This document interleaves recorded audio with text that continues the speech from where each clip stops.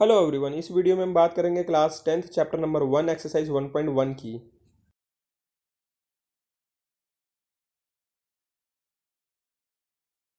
Hello friends, I am Himanshu Verma. Welcome back to my channel mathematics. आज की इस video में बात करेंगे class 10th chapter number 3 exercise 3.3 का question number 3। From the pair of linear equation of 4 following problems find their solution bye substitution method. इनके solution निकालने हैं सब्स्टिट्यूशन मेथड से। तो सबसे पहला क्वेश्चन रीड करते हैं। The difference between two number is 26, one number is 3 times the other, find them. दो नंबर के बीच में जो डिफरेंस है वो 26 है। सबसे पहले हमें दो नंबर लेट करने हैं, तो let X and Y be, let two numbers be X and Y such that X greater than Y. अब कोई भी दो नंबर मैंने लेट किए हैं तो उनमें से एक नंबर तो दूसरे से बड़ा होगा ही, तो मैंने एक्स को वाई से ग्रेटर देन मान लिया। तो अब क्या लिखा हुआ डिफरेंस, ये मैंने डिफरेंस का साइन डाल दिया। Between two number x and y, x minus y is यानी equal to 26। Now one number is 3 times the other, that means x equal to is का मतलब equal 3 times कर दिया मैंने the other कौन है हमारा y, तो x is equal to 3y, x minus 3y is equal to 0। अब 2 से हमारा क्या था, x minus 3y is equal to 0, x is equal to 3y था। तो x की वैल्यू अगर हमने 2 से निकाली है तो हम पुट किस में करेंगे, इक्वेशन नंबर 1 में। तो यहाँ पे x minus y is equal to 26 था, तो मैंने x की जगह 3y पुट कर दिया। 3y minus Y 2y is equal to 26, y आ गया 13।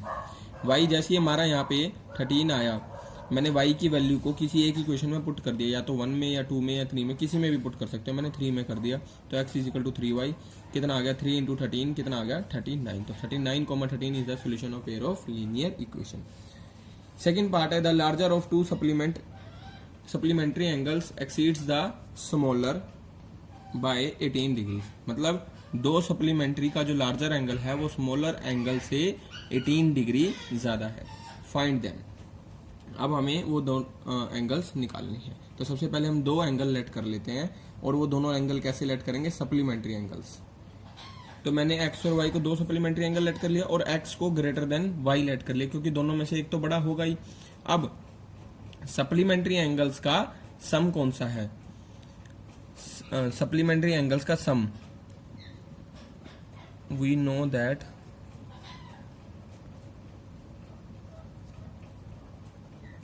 sum of two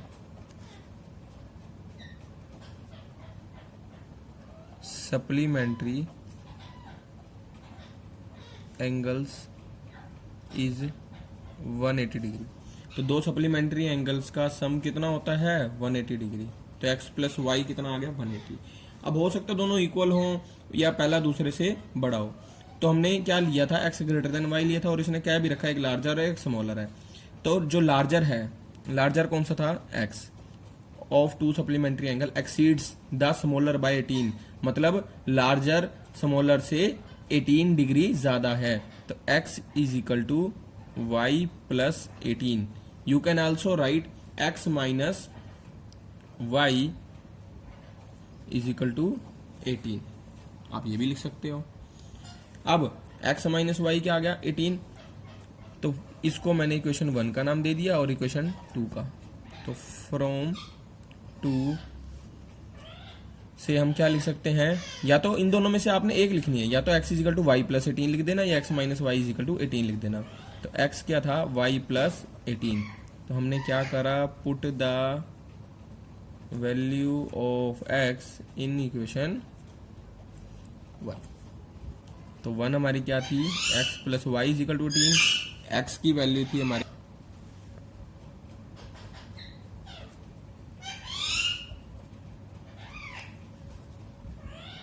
तो 2y is equal to, sorry यहाँ पे 180 आएगा, इज इक्वल टू 180 माइनस 18, ये आ गया 162। तो y आ गया 162 अपॉन 2, कितना आ गया 81 डिग्री। तो put the value of y in equation, कौन सी में पुट करनी है, 2 में कर दें या 1 में करें, 2 में कर दो। तो x is equal to Y plus 18 यानी कि 81 प्लस 18 यानी कि हो जाएगा 99। तो ये हमारे दो एंगल आ गए, 81 एंड 99। अब इसका थर्ड पार्ट में लिखा हुआ है the coach of a cricket team buy 7 bat and 6 balls for ₹3800 later she buys 3 bat and 5 balls for ₹1750 find the cost of each bat and each ball. यहाँ पे इसको ये लाइन के साथ ये भी जोड़ना चाहिए था कि जो उसने बाद में बैट और बॉल खरीदी है वो सेम काइंड की लिए, तो आप इसको सेम काइंड ही कंसिडर करके चलना। तो ये कुछ भी अगर हम खरीदते हैं तो उस टाइप के क्वेश्चन हमारे बहुत ईजी हो जाते हैं। तो हम सबसे पहले कॉस्ट लिख लेंगे ईच बैट की और ईच बॉल की। तो मैंने दोनों की कॉस्ट ले ली, एक बैट की ₹X और एक बॉल की ₹Y। क्वेश्चन के अकॉर्डिंग 7 बैट की कॉस्ट, एक बैट की कॉस्ट थी X, तो 7 बैट की होगी 7X। एक बॉल की कॉस्ट थी Y, तो 6 बॉल्स की होगी 6Y। दोनों के टोटल उसने कितने पैसे पे किए? 3800। लेटर उसने कितनी बैट खरीदे? 3 बैट खरीदे। एक बैट की कॉस्ट थी X, तो 3 बैट की कॉस्ट होगी 3X। एक बॉल की कॉस्ट थी Y, तो 5 बॉल की कॉस्ट होगी 5Y, और दोनों के टोटल उसने पे किए 1750 तो मैंने यहाँ पे फ्रॉम 2 से निकाल लो या 1 से निकाल लो। From 2 we have 3X plus 5Y is equal to 1750। 3X is equal to 1750 minus 5Y।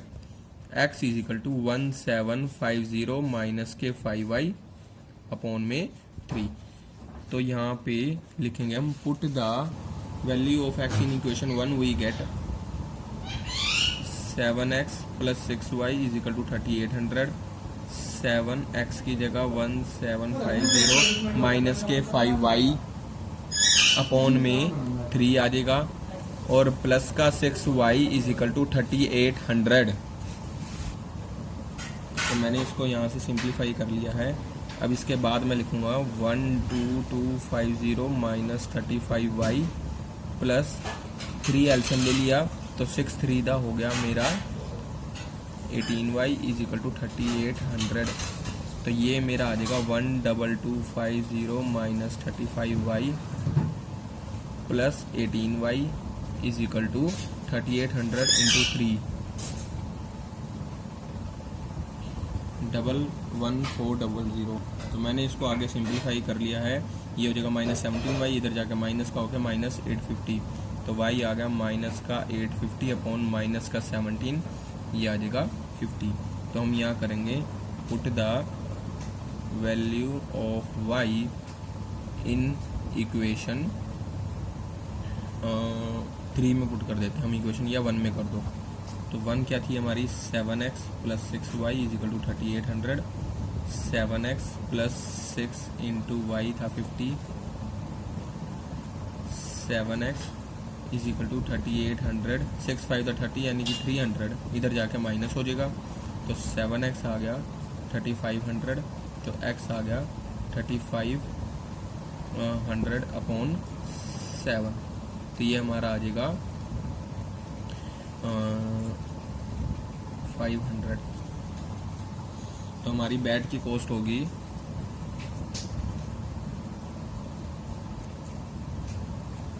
एक बैट की कॉस्ट होगी हमारी 500 रुपीज़, और कॉस्ट ऑफ 1 बॉल ये हो गया हमारा 50 रुपीज़। अब थर्ड का हम पार्ट 4 पढ़ेंगे। The taxi charges in a city consist of fix charge and together with the charge for the distance covered. मतलब एक तो वो फिक्स चार्ज लेगा और एक चार्ज पर किलोमीटर लेगा, जितना आपने डिस्टेंस कवर किया जितना किलोमीटर का उसके हिसाब से पर किलोमीटर के हिसाब से चार्ज करेगा।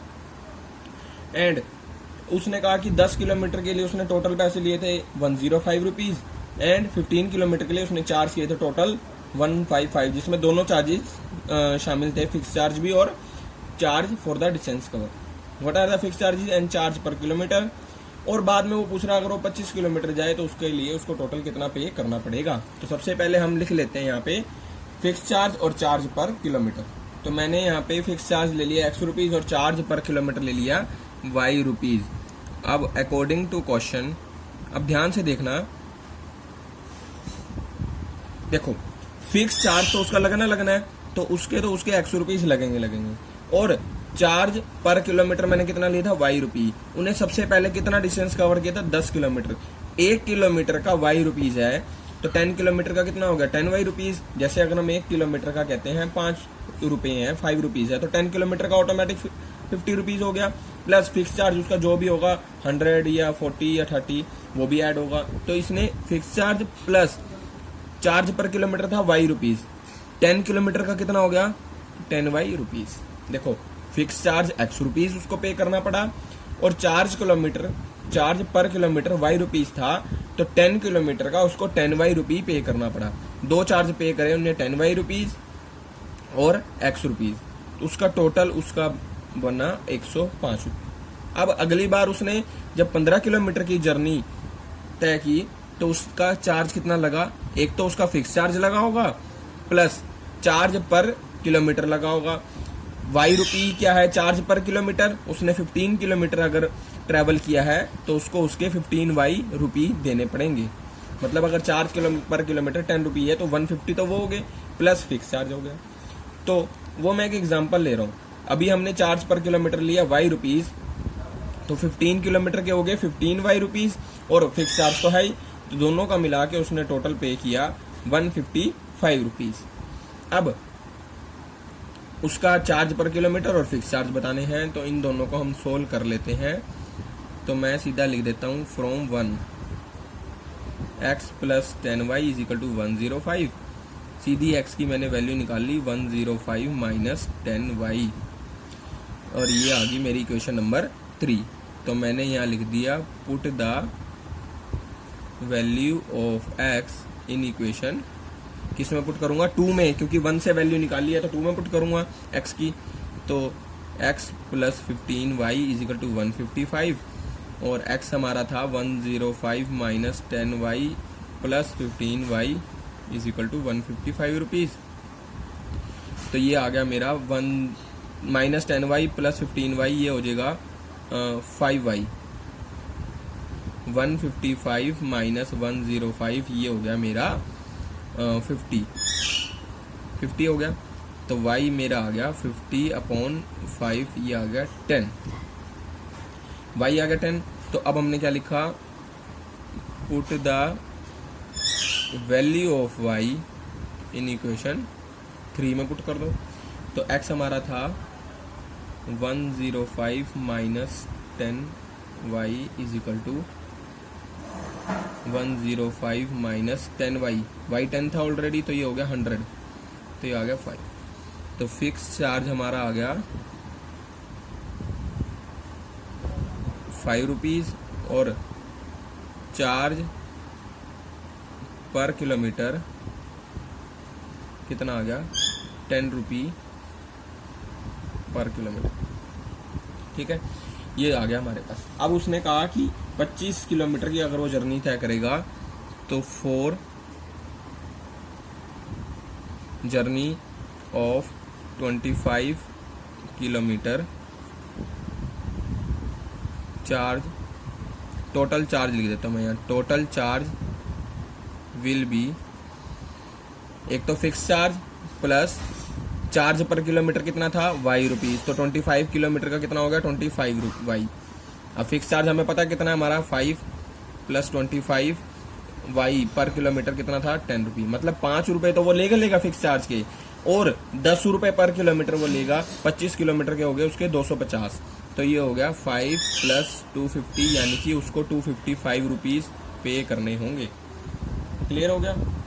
अब हम पार्ट 5 करते हैं। अब 5th पार्ट में कह रहा है कि एक फ्रैक्शन 9/11 बन जाता है अगर हम 2 ऐड कर देते हैं दोनों न्यूमरेटर और डिनोमिनेटर में। अगर 3 ऐड करें दोनों में न्यूमरेटर और डिनोमिनेटर में तो वो बन गया 5/6। Find the fraction. तो हमें पहले न्यूमरेटर और डिनोमिनेटर लेट करने होंगे। मैंने x को न्यूमरेटर लेट कर लिया, y को डिनोमिनेटर लेट कर लिया किसी फ्रैक्शन का। तो फ्रैक्शन हमारा क्या होगा x/y। अब अकॉर्डिंग टू क्वेश्चन, अगर मैं न्यूमरेटर और डिनोमिनेटर में दोनों में 2 ऐड कर दूं, न्यूमरेटर में भी 2 ऐड कर दूं और डिनोमिनेटर में भी 2 ऐड कर दूं, तो फ्रैक्शन का आंसर आ जाएगा 9/11। तो यहाँ से हमने अपना सोल्व कर लिया क्वेश्चन। x प्लस 2 को 11 से मल्टीप्लाई, क्रॉस मल्टीप्लाई कर दिया, 9 इंटू वाई प्लस 2, तो ये आ जाएगा 11x plus 22 is equal to 9y plus 18। तो 11x minus 9y is equal to 18 minus 22 ये आ जाएगा माइनस का 4, तो इक्वेशन 1 होगी। आल्सो वो कह रहा है कि अगर दोनों में 3 ऐड कर देते हैं, जो हमारा फ्रैक्शन था x बाय वाई, उसमें मैंने क्या करा, दोनों में 3 ऐड कर दिया, न्यूमरेटर में भी और डिनोमिनेटर में भी। अब वो कह रहा है इसका आंसर आएगा 5/6, ऊपर लिखा हुआ। तो यहाँ से भी इसको सिंप्लीफाई कर दिया, क्रॉस मल्टीप्लाई कर दिया, 6 into X plus 3 is equal to 5 into Y plus 3। तो यहाँ आ गया 6x plus 18 is equal to 5y plus 15। तो 6x माइनस के 5y is equal to 15 minus 18, ये आ गया माइनस का 3, तो ये आ गया 2, सेकंड इक्वेशन। अब मैंने फ्रॉम 2 से लिख लिया, सेकंड इक्वेशन से क्या लिख लिया, 6x इज इक्वल टू, ये माइनस 3 तो एज इट इज़ है, 5y इधर जाके हो गया प्लस का, तो x आ गया 5y माइनस के 3/6। अब क्या करा हमने, x की वैल्यू पुट कर दी, किस में पुट करी, इक्वेशन 1 में। तो यहाँ आ गया 11x minus 9y is equal to minus 4। 11x की जगह 5y माइनस के 3/6 माइनस के 9y is equal to minus 4। इसको मैं सिंप्लीफाई कर लेता हूँ। तो मैंने इसको यहाँ पे सिंप्लीफाई कर लिया एलसीएम लेके, 55 minus 33 minus 54 y is equal to minus 24। Y आ गया यहाँ से सोल्व करके, और ये प्लस हो गया जाके, और आंसर आ गया 9। तो हमने अब वाई की वैल्यू पुट कर दी किसमें, इन इक्वेशन 3। इसको मैंने 3 का नाम दे दिया इक्वेशन। तो x हमारा था 5y माइनस के 3/6, ये आ गया 5 इंटू 9 माइनस के 3/6, 45 माइनस 3/6, 42/6, ये आ गया 7। तो fraction is x by Y, ये आ जाएगा कितना आ जाएगा, x था 7 और y था 9, ये आंसर आ जाएगा। अब ये हमारा लास्ट पार्ट है इस क्वेश्चन का। 5 years hence, the age of Jacob will be 3 times that of his son. 5 years ago, the age of Jacob was 7 times that of his son. What are their present age? मतलब Jacob और उसके सन की as की बात हो रही है, और उसकी उन दोनों की प्रेजेंट एज बतानी। तो मैंने दोनों की प्रेजेंट एज लेट कर ली, जैकोब की और जैकोब के सन की। जैकोब के लिए x ईयर और उसके सन के लिए y ईयर। अब बात करते हैं 5 years hence। 5 years hence both ages will B,